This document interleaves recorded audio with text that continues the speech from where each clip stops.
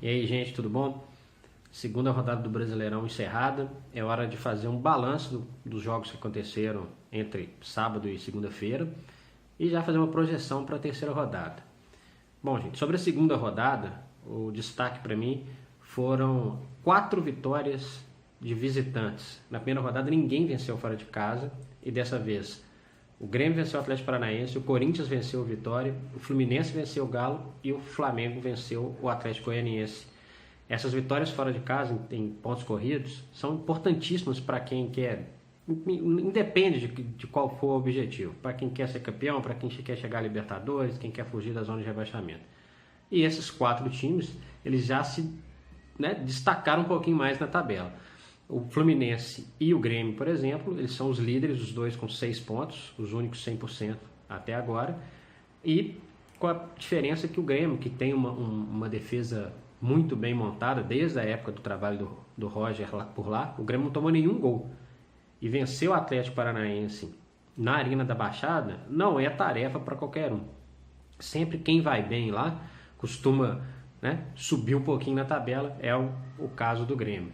A vitória do Fluminense contra o Galo, ela também foi uma vitória complicada, porque o Galo teve muita chance para empatar ou até virar o jogo, e o Fluminense derrotou um time que vai brigar lá em cima nessa segunda rodada e venceu na primeira rodada o Santos, que é um time que também vai brigar, mas na parte de cima da tabela. A diferença do Grêmio para o Fluminense é que o Fluminense tomou 3 gols em 2 jogos, fez 5, mas tomou 3, então tem uma defesa um pouco mais inconstante. Vamos ver como que vai ser o desempenho dos dois. Grêmio e Fluminense, inclusive, jogam na quarta-feira, dia 31, jogo de volta da Copa do Brasil. E a gente tem sempre que avaliar isso também, Tem jogador que vai ser poupado no final de semana seguinte, tem jogador que não entra em campo numa rodada, vai priorizar uma competição ou outra. O Grêmio ainda está na Libertadores, a segunda fase começa só em julho, mas isso está sujeito lá na frente a alguns jogadores poupados, algumas opções de cada treinador.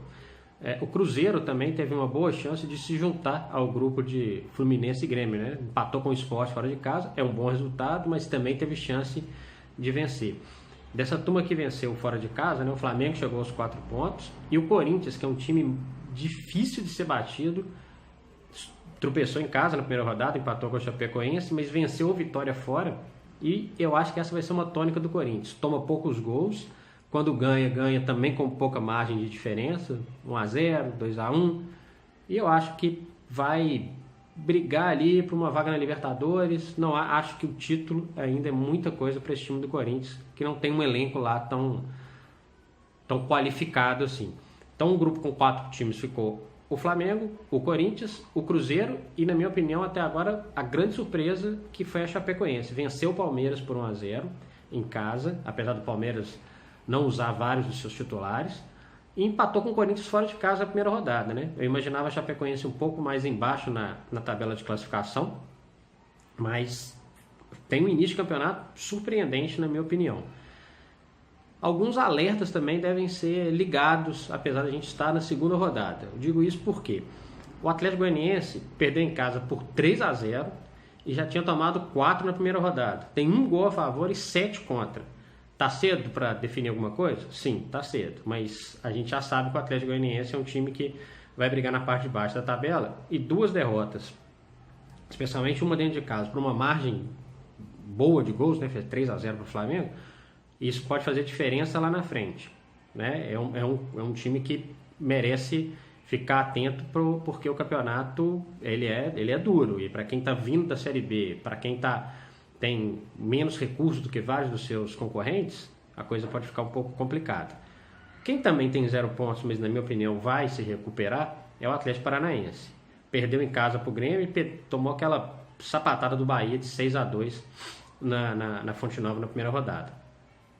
Por que eu acho que vai recuperar? A semana passada, na verdade, foi muito diferente para o Atlético Paranaense, porque foi definir a vaga na fase seguinte da Libertadores, poupou o time lá contra o Bahia e teve uma descarga muito grande emocional que realmente fez diferença nesse jogo contra o Grêmio. Então eu acho que é um time que pode recuperar. Então só os dois com 0 pontos. Com 1 ponto tá o Galo, o Vitória, o Avaí e o Sport. Com 3, Bahia, Palmeiras, Ponte, Coritiba, São Paulo, Santos, Botafogo e Vasco, que conseguiu sua primeira vitória. Jogo difícil também, foi um jogo chave, né? Para uma arrancada. O Vasco, na minha opinião, também tem que somar pontos para não ficar muito lá para trás, corre risco, na minha opinião. Então foi esse balanço. Vamos ver como é que vai ser a próxima rodada. Os jogos vão ser o seguinte: no sábado tem 2 clássicos, Vasco, Fluminense, São Paulo e Palmeiras, além de Vitória e Coritiba. No domingo tem Galo e Ponte Preta, esse é o jogo das 11 horas, Santos e Cruzeiro, Atlético Paranaense e Flamengo, Atlético Goianiense e Corinthians, Sport e Grêmio, Botafogo e Bahia. Na segunda-feira, Chapecoense e Avaí fecham a rodada. Temos que lembrar, gente, que na quarta-feira seguinte tem jogos de volta das oitavas de final da Copa do Brasil. Então tem Fluminense e Grêmio, que eu já falei, o Palmeiras joga contra o Inter fora de casa, o Atlético Paranaense recebe o Santa Cruz, tem Sport e Botafogo em Recife, Chapecoense e Cruzeiro, esse jogo é na quinta-feira, e Galo e Paraná no dia 31, na quarta.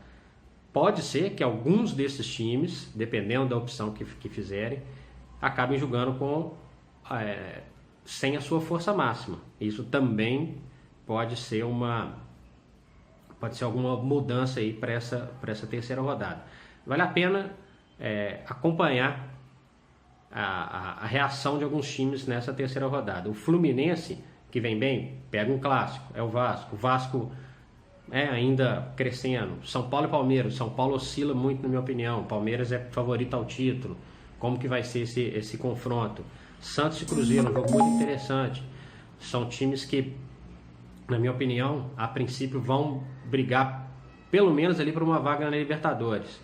É um jogo difícil, jogar na Vila Belmiro é sempre complicado para quem vai lá.